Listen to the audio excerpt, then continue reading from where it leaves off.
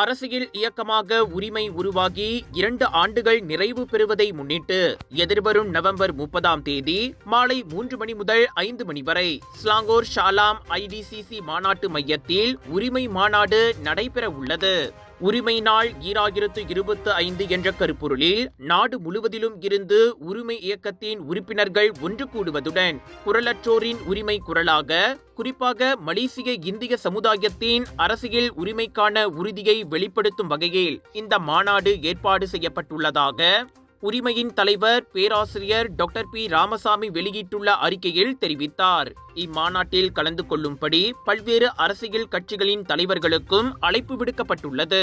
மாநாட்டில் பல தீர்மானங்கள் நிறைவேற்றப்பட உள்ளதோடு இந்திய சமூகத்தின் பிரச்சினைகளை நாட்டின் அரசியல் கூட்டணியிடம் வெளிப்படுத்தப்படும் என்பதோடு இந்தியர்களின் அரசியல் எதிர்காலத்திற்கான திசையை இம்மாநாட்டில் உரிமை வரவேற்கும் என பினாங்கு மாநிலத்தின் முன்னாள் துணை முதலமைச்சருமான ராமசாமி குறிப்பிட்டார். வெற்றிவேல் முருகனுக்கு அரோகரா. சமயம் சார்ந்த சொற்பொழிவுகளை கேட்க காத்திருக்கும் அன்பர்களா நீங்கள்?